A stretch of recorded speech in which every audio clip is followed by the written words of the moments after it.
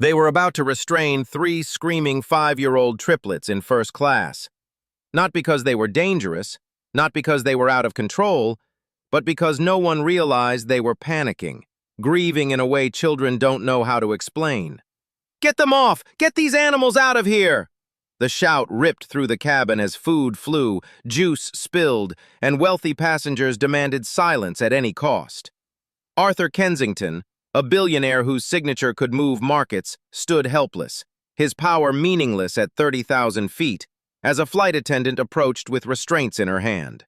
And just before everything crossed a line it could never come back from, something happened that no amount of money could have caused. To the world, Arthur Kensington was a titan. He was the kind of man whose whisper could crash a stock market and whose signature was worth more than the GDP of a small island nation. He was used to control. He was used to people trembling when he entered a room. But here, at 30,000 feet, in the claustrophobic luxury of the first-class cabin, the titan had fallen. Arthur was not commanding a boardroom. He was on his hands and knees on the plush navy blue carpet, scrambling to pick up pieces of a smashed porcelain plate and a half-eaten bread roll that had just ricocheted off a sleeping passenger's head. His bespoke Italian suit, usually immaculate, was stained with apple juice and sweat. His tie was undone, hanging loosely around a neck that was flushed with humiliation. "I'm sorry, truly, I'm so sorry," Arthur stammered, looking up at the woman in seat 2A. She was wiping crumbs off her Louis Vuitton shawl with a look of pure, unadulterated disgust. "Save your apologies, Arthur," the woman hissed, not even bothering to look him in the eye. "Control your animals. I paid $12,000 for this seat to sleep, not to be an audience member in a daycare from hell." Arthur flinched as if he'd been slapped. He wanted to scream that they weren't animals. He wanted to scream that Leo, Liam, and Lucas were only 5 years old. He wanted to tell this woman that the reason they were screaming wasn't because they were spoiled, but because they were terrified. This was their first flight since the funeral. Every bit of turbulence, every chime of the seatbelt sign reminded them of the car crash that had taken their mother just 3 months ago. They weren't acting out. They were panicking in stereo, their collective grief manifesting as a chaotic, destructive force that Arthur was too exhausted to contain. "Mommy! I want Mommy!" Liam shrieked, throwing a pillow into the aisle. The sound was a raw, open wound that cut through the recycled air. "She's not here, Liam. Daddy is here," Arthur pleaded, trying to grab the boy's flailing hands. "Please, just sit down, please." But his billions couldn't buy their calm. The platinum credit card in his pocket was a useless piece of plastic against the raw, primal force of a grieving child's meltdown. The more he tried to hold them, the more they fought, their small bodies rigid with the anxiety of abandonment. The atmosphere in the cabin shifted from annoyance to hostility. It was a tangible weight, a collective turning of backs. The wealthy passengers of first class had no patience for the messy reality of human suffering. They saw the noise, not the pain. They saw the inconvenience, not the tragedy. "Captain!" a man in row 4 shouted, slamming his noise-canceling headphones onto his tray table. "Do something! This is a safety hazard!" "Get them out of here!" another voice joined in. "Throw them in the cargo hold for all I care!" The pressure was suffocating. Arthur felt tears prickling his eyes, tears of sheer, overwhelming exhaustion. He hadn't slept in weeks. He was doing this alone, and he was failing. Then the lead flight attendant marched down the aisle. Her face was set in a mask of professional severity that spelled disaster. She wasn't bringing more napkins. In her hand, dangling ominously, was a set of thick plastic flex cuffs, zip ties. Arthur scrambled to his feet, placing his body between the stewardess and his sobbing children. His heart hammered against his ribs like a trapped bird. "Mr. Kensington," the stewardess said, her voice icy and loud enough for everyone to hear. "The captain has authorized me to restrain the passengers if they cannot remain seated. They are endangering the flight crew and other guests. This is your final warning." "Restrain them?" Arthur gasped, the blood draining from his face. "They are 5 years old. You are not tying up my children." "Then make them stop," the stewardess snapped, losing her composure as a plastic cup of water hit her shoe. "Look at this cabin, sir. It's a disaster zone. Either you control them right now, or we will divert this plane and have you escorted off by federal marshals. Choose." Arthur looked around the cabin, desperate for a sympathetic eye. He looked at the businessman, the socialite, the famous actor in the corner. But all he saw was a wall of cold, hard judgment. They wanted the problem fixed. They didn't care how. They wanted the zip ties. They wanted the silence. Arthur looked down at his boys who were huddled together now, sensing the threat, their eyes wide with a new kind of terror. He felt a crushing weight on his chest. He was the most powerful man in the room, yet he had never felt so small, so weak, and so utterly alone. He opened his mouth to beg, to offer them money, to offer them anything. But no words came out. He was defeated. The villain wasn't a hijacker or a storm. It was the cold indifference of the crowd, and he was losing the war. The tension in the cabin was so thick it felt combustible. The stewardess took a step forward, the plastic zip ties crunching in her grip, ready to restrain the children. Arthur squeezed his eyes shut, bracing for the inevitable trauma of watching his grieving sons be treated like criminals. But the grab never happened. Instead, the heavy velvet curtain separating first class from the rest of the plane was swept aside with a decisive force. It wasn't the air marshal. It wasn't the captain. Standing there, framed by the dim light of the galley, was a woman. She was elderly, black, and dressed in a simple, faded floral dress with a knitted cardigan that had seen better decades.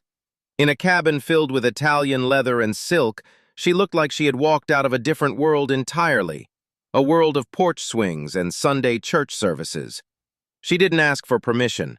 She didn't look at the furious flight attendant or the weeping billionaire. Her dark, knowing eyes locked instantly onto the three hysterical children huddled on the floor. She took a step forward, then another, and then she began to move. She didn't speak a word.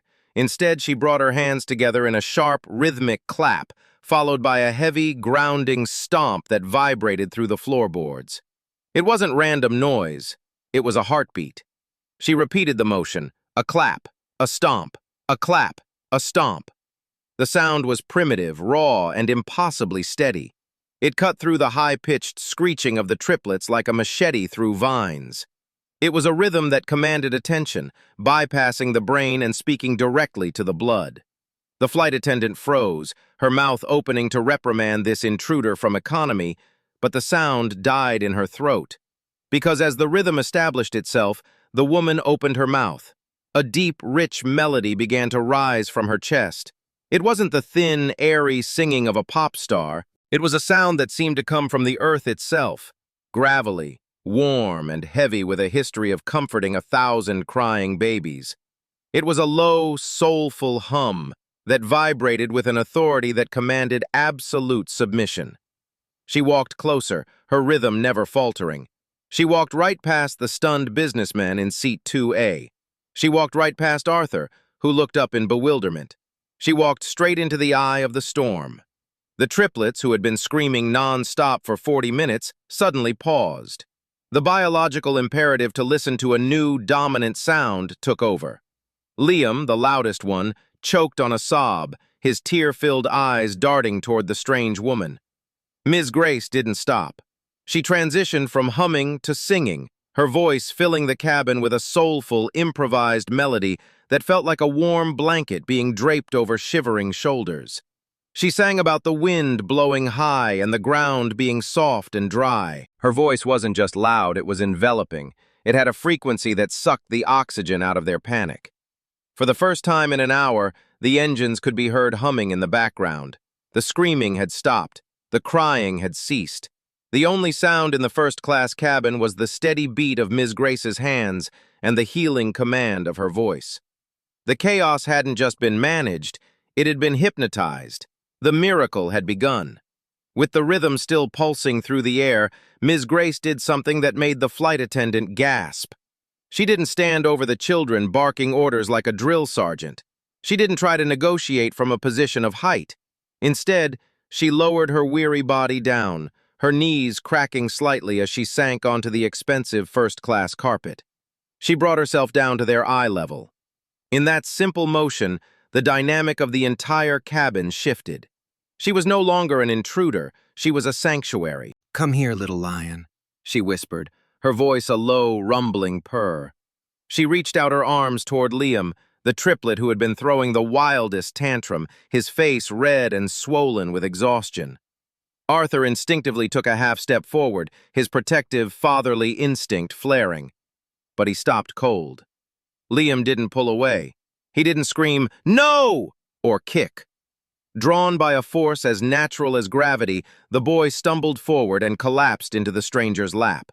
Ms. Grace gathered him up with an ease that spoke of decades of practice. Her arms were soft, not rigid like the plastic seats.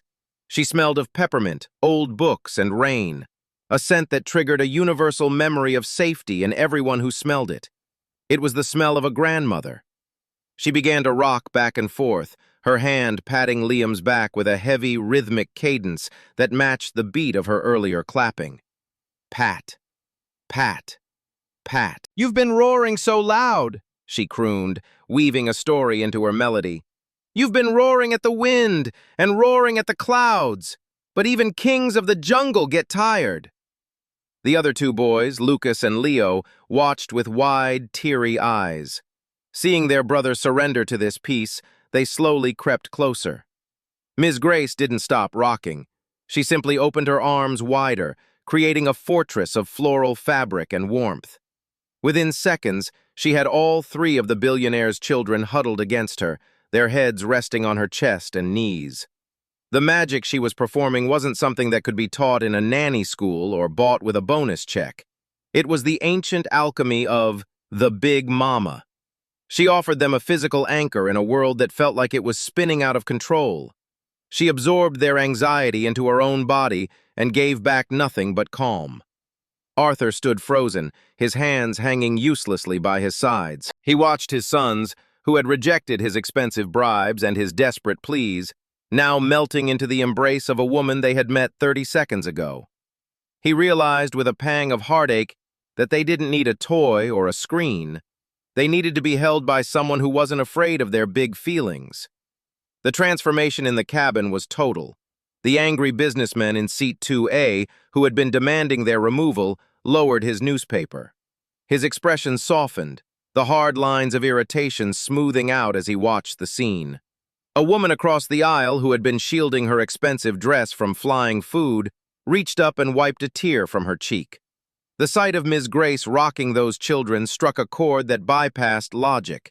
It reminded them of their own mothers, their own nannies, the people who had held them when the world was too big and too loud. The anger in the room evaporated, replaced by a reverent, stunned silence. The only sound left was the soft, rhythmic humming of Ms. Grace and the synchronized, deep breathing of three little boys who had finally found a safe place to land. Peace had finally descended upon the cabin, heavy and sweet like the air after a summer storm. The triplets, who had been tornadoes of grief just minutes ago, were now slumped against Ms. Grace like rag dolls, their breathing deep and synchronized. Arthur sat on the edge of his leather seat, leaning forward, his elbows on his knees. For the first time, he really looked, truly looked, at the woman who had saved him. He looked at her hands. They were resting on Liam's back, still tapping a ghostly, silent rhythm. They were not the manicured hands of the women Arthur usually associated with. They were maps of a life lived hard. The knuckles were swollen with arthritis, the skin was rough and calloused, and the nails were cut short and practical. They were hands that had scrubbed floors, kneaded dough, and held the weight of the world without trembling. Near her feet sat her worn canvas tote bag, which she had brought with her from economy. It had slumped open, revealing its contents to Arthur's prying eyes. Inside, there was no iPad, no noise-canceling headphones, no luxury amenities. There was a Bible, its leather cover worn soft and thin from decades of thumbing. Tucked into the pages was a black-and-white photograph, creased down the middle, showing a much younger Grace standing proudly in a choir robe, surrounded by a sea of children.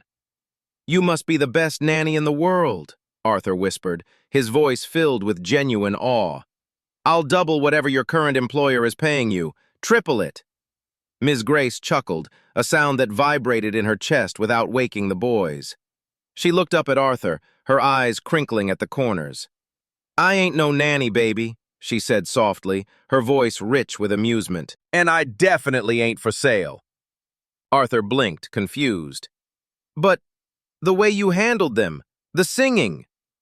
"I was the choir director at Mount Zion Baptist for 40 years, she said, nodding toward the photo in her bag.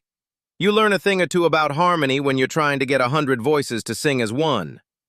She shifted slightly, adjusting Lucas's head on her shoulder. "And as for the babies," she smiled, a look of profound pride crossing her face, "I raised 10 of my own, buried a husband, raised 10 children, and helped raise 20 grandbabies.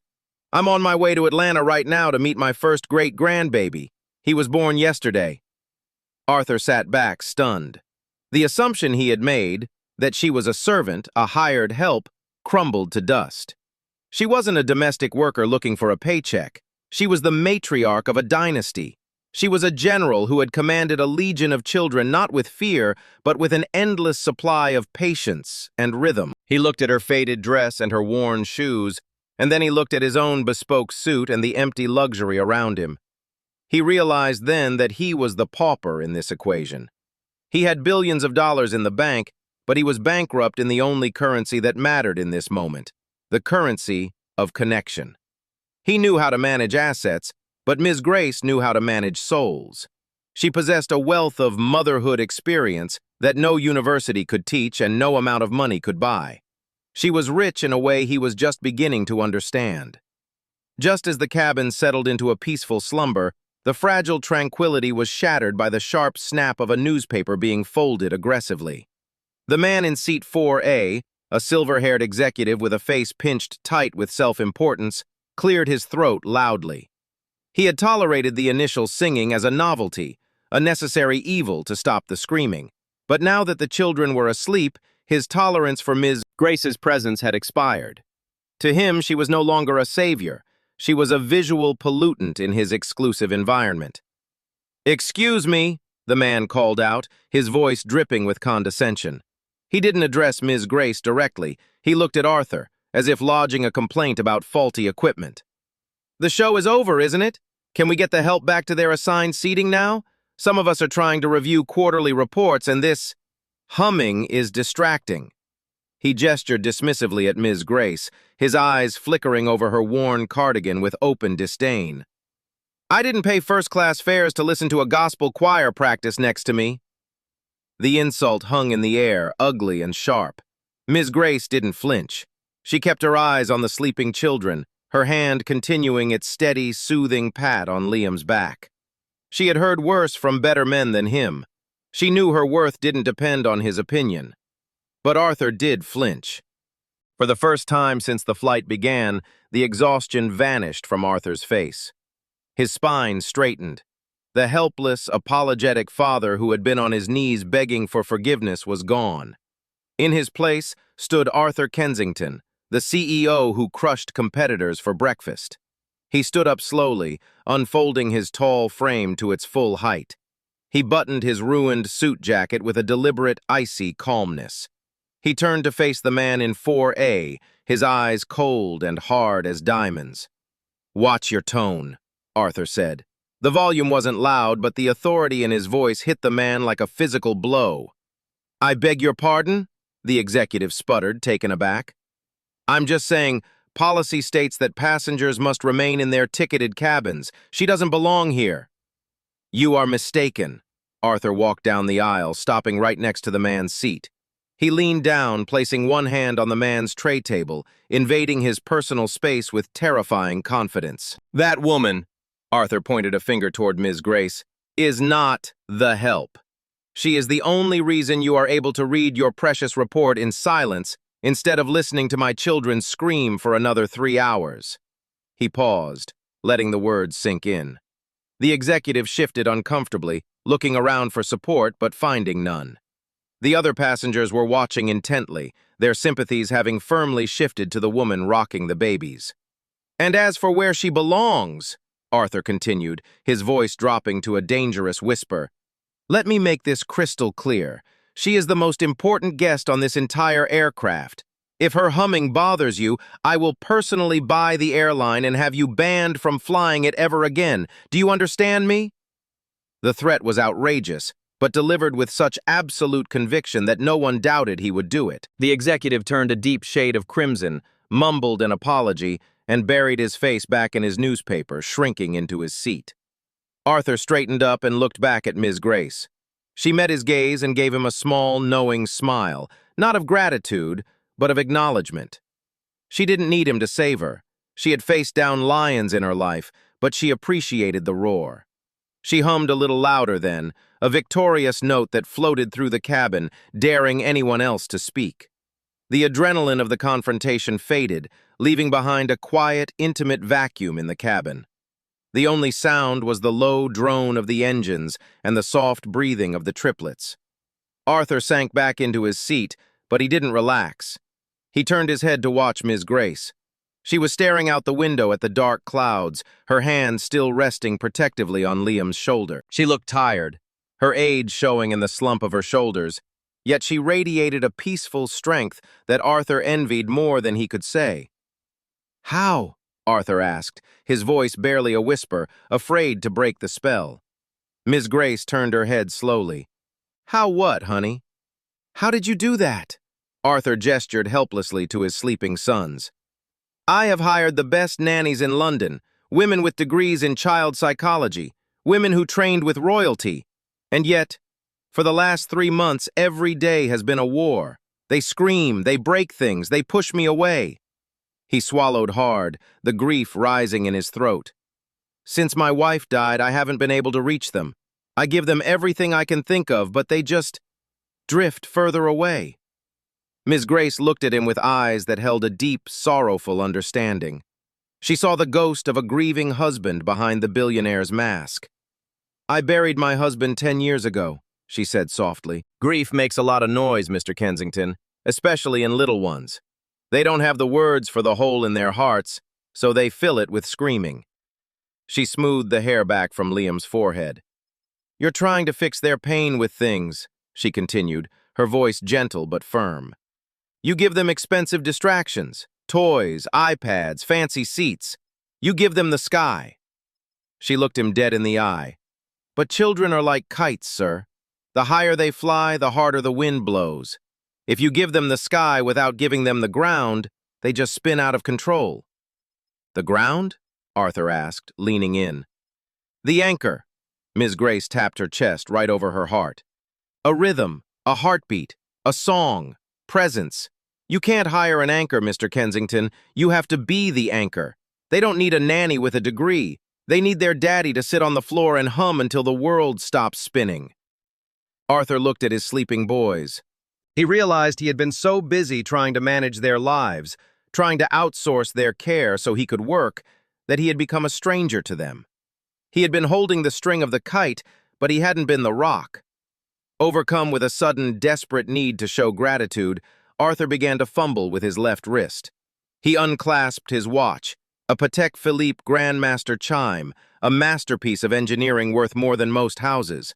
It was the ultimate symbol of his status, the time he guarded so jealously. "Please," Arthur said, holding the heavy gold watch out to her with a trembling hand. I don't have cash on me, but please take this, sell it, do whatever you want with it. It's the least I can do for what you've taught me." Ms. Grace looked at the watch shimmering in the dim reading light. Then she looked at Arthur's desperate face. She reached out and gently closed his fingers back over the cold metal. "Put that away, son," she said kindly. "I don't need your time, you keep it. You're going to need every second of it to catch up with those boys." Arthur stared at her, stunned. She had just refused a fortune without blinking. "But I have to give you something," Arthur pleaded. Ms. Grace smiled, shifting her weight on the hard floor. "Well," she whispered, "my throat is a little dry from all that singing. If you could ask that lady to bring me a cup of warm water with a little lemon, that would be just fine." Arthur stared at her for a long second, tears blurring his vision. A cup of water. That was all she wanted. In a world where everyone wanted a piece of him, where everyone had a price, Ms. Grace just wanted to be refreshed so she could keep comforting his children. "Yes," Arthur choked out, standing up immediately. Yes, of course. Warm water, right away. He walked toward the galley, not as a billionaire ordering a servant, but as a man on a mission to serve the woman who had just saved his family. The landing gear hit the tarmac with a heavy thud, signaling the end of the 10-hour journey from hell turned heaven. As the plane taxied to the gate and the fasten seatbelt sign pinged off, Arthur braced himself. Usually, this was the moment he dreaded most, the transition. The moment the cabin pressure changed and the boys would turn back into pumpkins, screaming and running down the aisle before the bridge was even connected. But today, there was no running. As passengers began to stand up and retrieve their overhead luggage, the triplets remained glued to Ms. Grace's side. They weren't fighting, they were clinging. Liam held onto the hem of her faded floral dress like it was a lifeline. Lucas was burying his face in the soft wool of her cardigan. Leo was holding her hand with both of his small ones. Up we go, my little loves, Ms. Grace said, standing up and hoisting her worn canvas tote bag onto her shoulder. Time to go see the world. No, Leo whimpered, looking up at her with big, soulful eyes. Stay, Nana, stay. Nana. The word hit Arthur like a physical blow to the chest. In 10 hours, a stranger had earned a title of endearment that his expensive nannies hadn't earned in years. She hadn't just babysitted them, she had become family. They walked off the plane in a strange, slow procession. The same passengers who had wanted them thrown off the plane hours ago now smiled and nodded respectfully as Ms. Grace led the brood into the terminal, looking for all the world like a mother duck leading her ducklings. When they reached the arrivals hall, the reality of the separation set in. Ms. Grace stopped.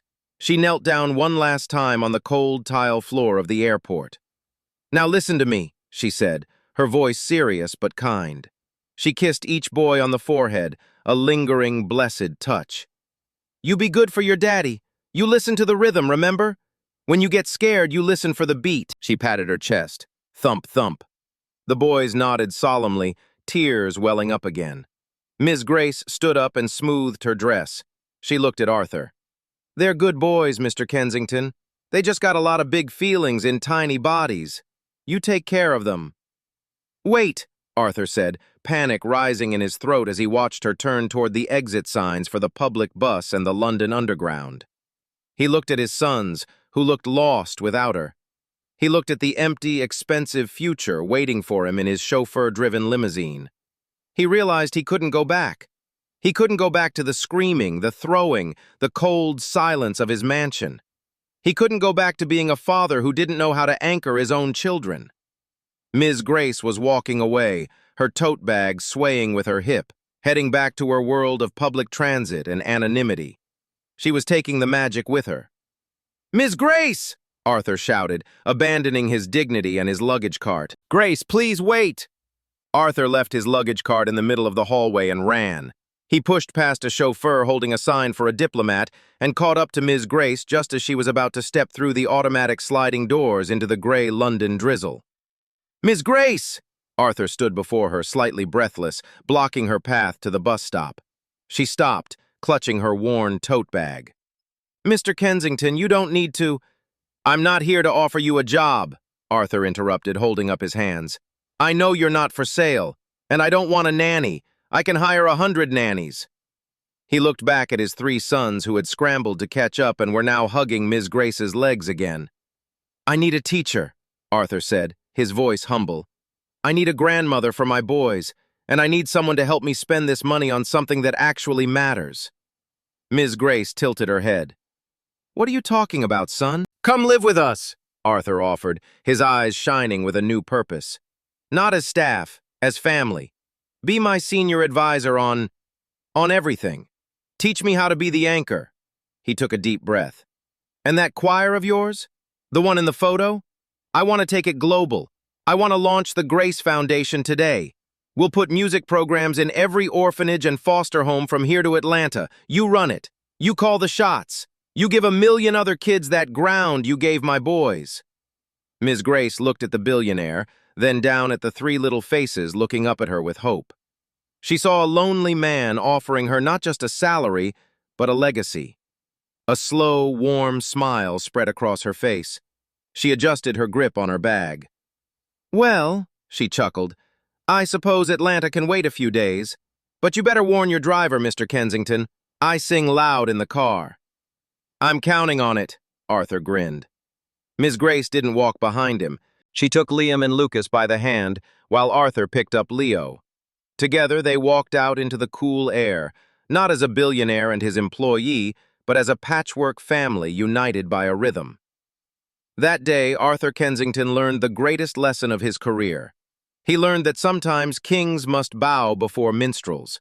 For in a world full of noise and fury, true power doesn't come from the one who gives the orders.